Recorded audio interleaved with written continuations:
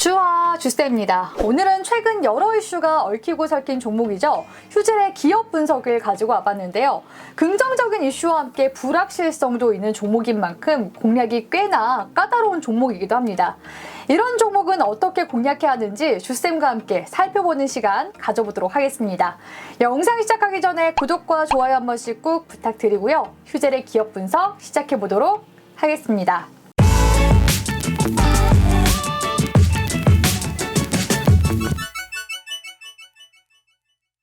먼저 휴젤의 주가 동향부터 살펴볼까요? 지난해 7월 최고가를 경신한 휴젤의 주가. 휴젤의 보툴리눔 톡신 보툴렉스가 미국 식품의약국 FDA의 심사를 받고 있다는 소식과 함께 인수설까지 돌면서 주가는 천정부지로 치솟게 되는데요.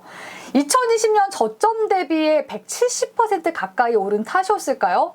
핀수 무산 소식과 함께 무너지기 시작한 주가는 11월 식약처에서 품목허가 취소 처분을 받으며 폭락을 맞이할 수밖에 없었습니다. 다시 2020년 저점까지 떨어진 휴젤의 주가가 반등을 보이기 시작한 건 이번 달 7월부터인데요. 어떤 이유로 반등이 나오고 있는지 휴젤의 이슈 함께 살펴보도록 하겠습니다. 휴젤은 지난 6일 스페인 의약품위생제품청으로부터 품목허가를 획득하게 되었는데요. 품목허가를 받은 건 앞서 미국의 FDA 승인을 받은 보툴리눔 톡신, 보툴렉스입니다. 그런데 이 보툴리눔 톡신이 뭐냐고요? 이 보툴리눔 톡신은 쉽게 얘기해서 보톡스라고 볼 수가 있는데요.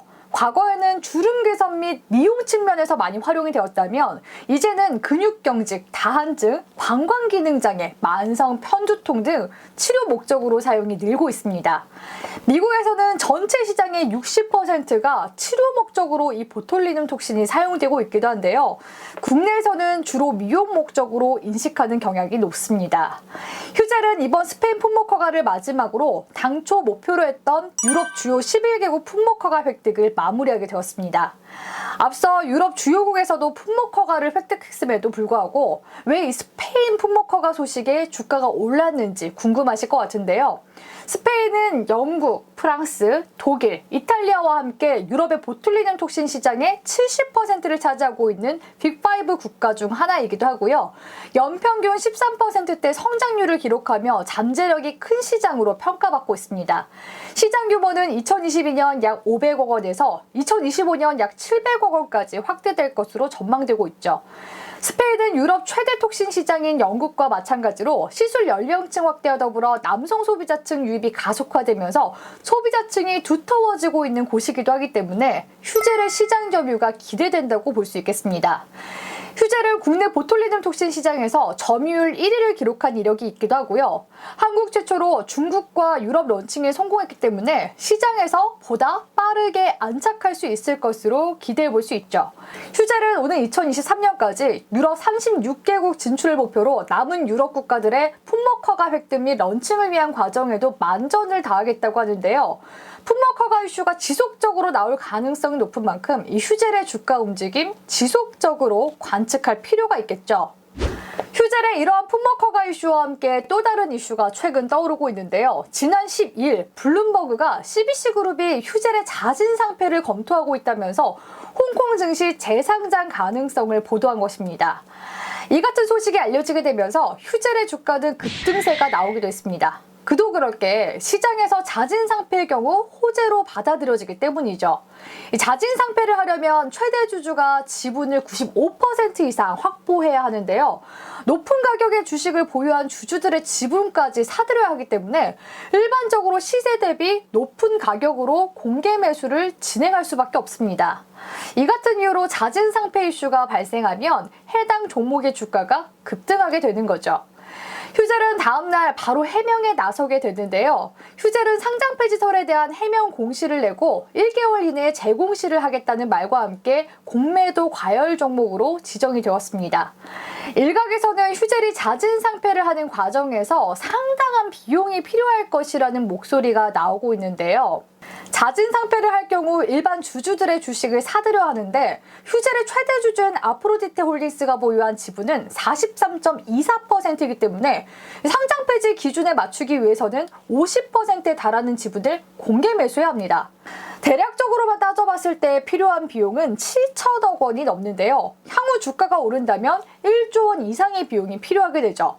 여기에 높은 가격대의 주식을 보유한 주주들의 지분까지 공개 매수하려면 추가 비용 규모는 쉽사리 예측하기 어려운 상황입니다. 이 때문에 기존에 거론됐던 홍콩 증시 상장보다는 최종 목적지가 나스닥 입성이 될 것이라는 전망이 업계 안팎에서 흘러나오고 있죠. 이 막대한 비용과 손실을 감수하고 해외 시장을 겨냥하는 것이라면 홍콩보다는 아무래도 미국 시장 입성에 무게가 실린다는 겁니다.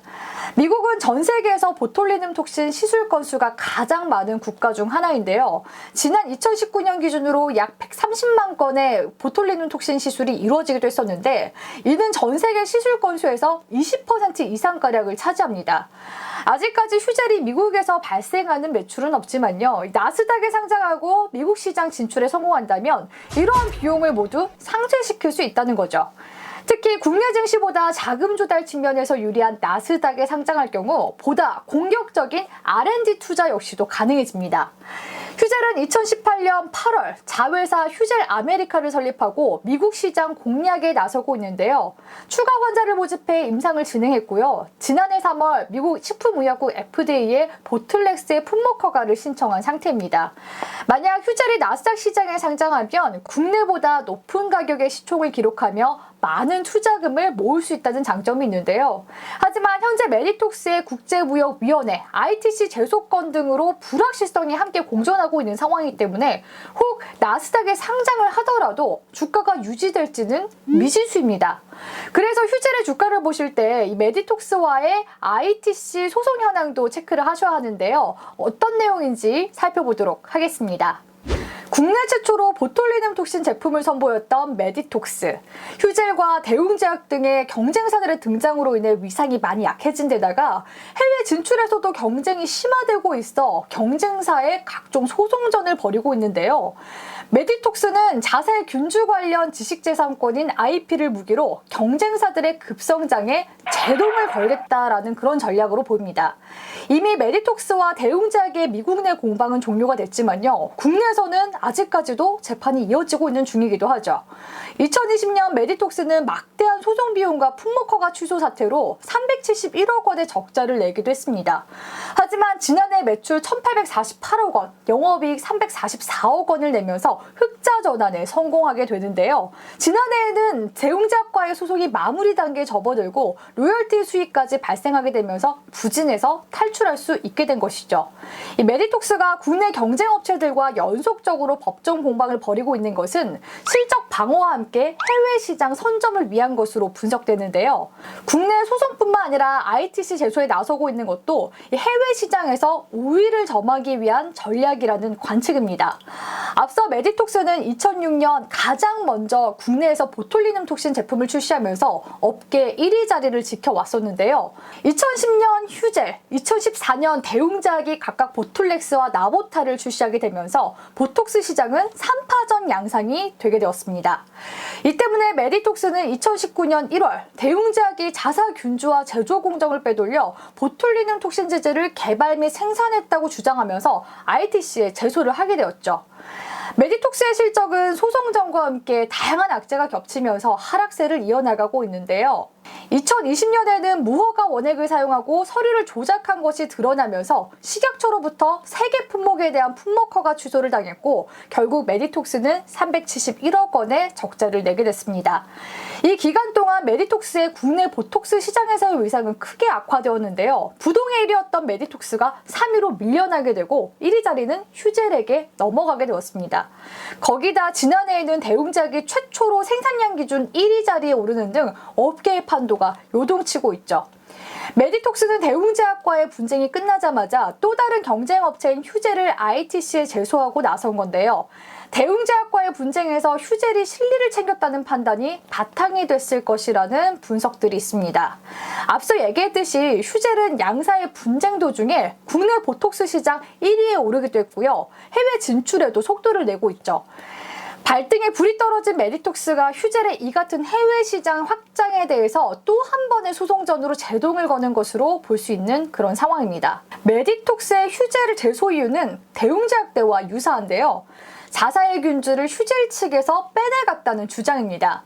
메디톡스는 카이스트의 관련 교수를 유출 경로로 지목했습니다. 해당 교수가 메디톡스를 방문했었고 직후 문경엽 휴젤 대표가 그 교수의 연구실에서 보톨리눔 톡신 균주를 배양하는 모습이 목격됐다는 설명이죠. 메디톡스는 균주 유출 이후 문 대표가 휴젤을 창립해 1년 만에 새 균주를 발견해 분리하고 또 1년 뒤에 보톨리눔 톡신 제제를 생산 및 정제한 것이 비정상적으로 빠른 개발 속도라고 주장하고 있습니다.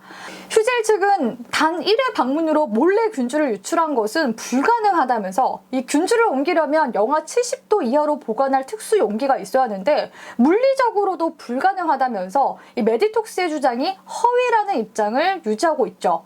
메디톡스는 대웅제약과의 소송 당시에도 균주 유출 경로로 자사 출신 연구원의 이직을 주장하기도 했습니다. 휴젤 측은 메디톡스 측 직원의 연구원 이직 사례가 없기 때문에 메디톡스 측이 억지 주장을 하고 있다고 강조하면서 강경 대응을 하고 있는 중이기도 하죠. 대웅제약의 경우 파이프라인이 다양하지만 휴젤은 보톨리눔 톡신 제제가 주력 제품이기 때문입니다. 메디톡스와 휴젤의 미국 소송은 내년 7월 1차 결론을 맞이하게 될 것으로 예상이 되는데요. 최종 판결일은 내년 11월 6일로 확정이 된 상황입니다. 메디톡스와 휴젤은 내년 3월 20일부터 닷새간 증거 심리를 진행하게 되는데요. 판결일을 비롯한 모든 소송 절차가 상황에 따라 유동적으로 바뀔 수 있기 때문에 일정이 연기가 될 가능성도 배제할 수 없습니다. 이러한 불확실성이 내년까지 남아있기 때문에 휴젤을 공략하더라도 장기 전략을 세울 수밖에 없는 거죠. 그렇다면 단기 전략은 어떻게 해야 할까요? 휴젤의 일봉상 차트를 함께 볼까요? 잦은 상장 폐지설로 30% 가까이 단기 급상승한 휴젤의 주가, 비석형에 가까운 도지 캔들 이후 단기 변동성을 키워가고 있는 중인데요. 주봉상 20주선이자 일봉상 기준선 구간이 단기적인 지지대 역할을 할 가능성이 높기 때문에 이탈 여부 잘 보셔야겠고요. 휴젤 측에서 상폐설과 관련해 한 달 뒤에 재공시하겠다 하니 한 달간은 변동성이 확장될 가능성이 높습니다. 만약 추가 하락 시 21선을 기점으로 최종 정리 관점 기준으로 세워보시는 것이 좋을 것 같고요. 또 잦은 상장 폐지설은 말 그대로 썰일 뿐 확정된 사항은 아니기 때문에 내년 ITC 소송이 끝날 때까지 가져가 보겠다 하신다면 중장기적으로 20만 원대까지 목표로 볼 수 있겠습니다.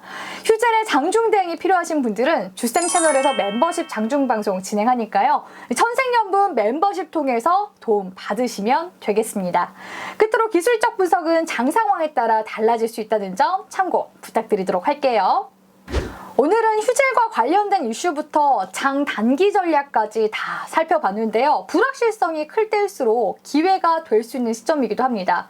관련 이슈 추가적으로 찾아보시고 공부해보시면서 투자에 임해보시면 좋을 것 같습니다. 오늘의 영상이 도움이 되셨다면 구독과 좋아요와 함께 소중한 댓글 부탁드리도록 할게요. 주쌤이 댓글에 하트 꾹꾹 눌러드리도록 하겠습니다. 그럼 오늘도 가져와!